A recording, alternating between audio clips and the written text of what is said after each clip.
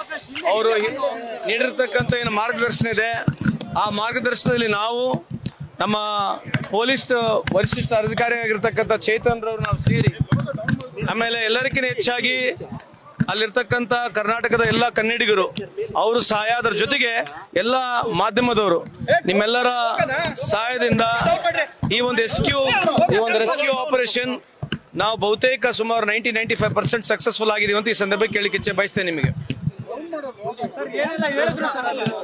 ಈಗ ನಮ್ಮ ಜೊತೆ ಬಂದಿರತಕ್ಕಂಥದ್ದು ಸುಮಾರು 174 ಜನ ಕನ್ನಡಿಗರನ್ನ ಸುರಕ್ಷಿತವಾಗಿ ನಾವು ಶ್ರೀನಗರದಿಂದ ಬೆಂಗಳೂರಿಗೆ ಕರೆತಂದಿದ್ದೇವೆ. ಇನ್ನ ಕೆಲವರು ಜಮ್ಮುನಲ್ಲಿದ್ದಾರೆ, ಕಟ್ರಾದಲ್ಲಿದ್ದಾರೆ. ಅವರಿಗೆ ನಾವು ಮಾರ್ಗದರ್ಶನವನ್ನು ಕೊಟ್ಟಿದ್ದೇವೆ. ಅಲ್ಲಿ ಲೋಕಲ್ ಅಧಿಕಾರಿಗಳು ಚರ್ಚೆ ಮಾಡಿ ಅಲ್ಲಿ ಏನು ಲೋಕಲ್ ಇನ್ಸ್ಟ್ರಕ್ಷನ್ಸ್ ಇರ್ತದೆ ಸೇಫ್ಟಿಯನ್ನ ಗಮನಕ್ಕೆ ತಗೊಂಡು ಅವರಲ್ಲಿಂದ ಅವ್ರ ಪ್ಲಾನ್ಗಳನ್ನ ಮಾಡ್ಕೊಳ್ಳಿ ಅಂತ ಹೇಳಿದ್ದೀವಿ. ಆದರೆ ನಮಗೇನು ಮ್ಯಾಂಡೇಟ್ ಇತ್ತು, ವಿಶೇಷವಾಗಿ ನಾವು ಶ್ರೀನಗರಿಗೆ ಹೋಗಬೇಕು. ಶ್ರೀನಗರದಲ್ಲಿರ್ತಕ್ಕಂಥ ಕನ್ನಡಿಗರೇನು ವಿಶೇಷವಾಗಿದ್ದಾರೆ, ಯಾರು ಸಿಲುಕಿದ್ರಿ ಈ ಒಂದು ವ್ಯವಸ್ಥೆಯಲ್ಲಿ ಅವ್ರನ್ನೆಲ್ಲರನ್ನ ಸುರಕ್ಷಿತವಾಗಿ ಕರಿತರಬೇಕಂತ ಸನ್ಮಾನ್ಯ ಮುಖ್ಯಮಂತ್ರಿ ಅವರು ಏನು ನಮಗೆ ತಾಕೀತನ್ನು ಕೊಟ್ಟಿದ್ರು ಆ ಕೆಲಸವನ್ನು ನಾನು ಮಾಡಿದಂತೆ ಈ ಸಂದರ್ಭಕ್ಕೆ ಕೇಳಲಿಕ್ಕೆ ಇಚ್ಛೆ ಬಯಸ್ತೇನೆ.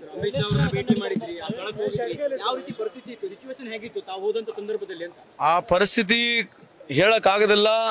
ಅದು ಯಾವುದು ಮಾತನಾಗಿ ಹೇಳ್ತಕ್ಕಂಥ ಪರಿಸ್ಥಿತಿನೂ ಅಲ್ಲ. ಇದು ನನ್ನ ಜೀವನದಲ್ಲಿ ಈ ರೆಸ್ಕ್ಯೂ ಆಪರೇಷನ್ನ ಕಥೆಯನ್ನು ನಾನಂತೂ ನೇರವಾಗಿ ನೋಡ್ಲಿದ್ರು ಕೂಡ ಕೇಳಿದ್ದೇನೆ. ಈ ಕಥೆನ ಕೆಲವಾರು ಜಾಗದಲ್ಲಿ ನಾನು ನೋಡಿದ್ದೇನೆ ಕೂಡ.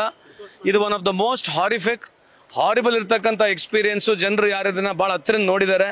ಇದನ್ನ ನಿಜಕ್ಕೂ ವಿಶೇಷವಾಗಿ ಕೆಲವು ಹೆಣ್ಮಕ್ಳು ಅವ್ರ ಗಂಡಂದ್ರ ಹೊಡೆದ ಸಂದರ್ಭದಲ್ಲಿ ನನ್ನ ಒಡಿ ನೀನಂತ ಹೇಳಿರ್ತಕ್ಕಂಥ ಧೈರ್ಯ ಏನಿದೆ, ಬಹುತೇಕ ಈ ದೇಶದ ಹೆಣ್ಮಕ್ಳು ಮಾತ್ರ ಈ ರೀತಿ ಮಾತನಾಡಬಹುದಂತ ಮಾತನ್ನು ಈ ಸಂದರ್ಭಕ್ಕೆ ಕೇಳಲಿಕ್ಕೆ ಇಚ್ಛೆ ಬಯಸ್ತೇನೆ.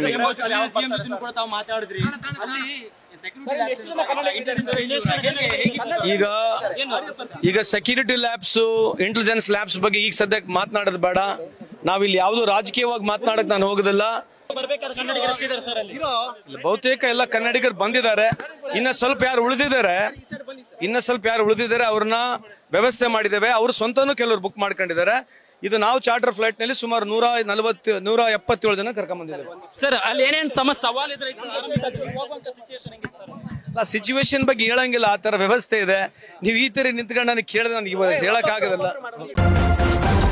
ನ್ಯೂಸ್ ಫಸ್ಟ್ ನಿರ್ಭೀತಿಯಿಂದ ನಿಮ್ಮ ಪರವಾಗಿ.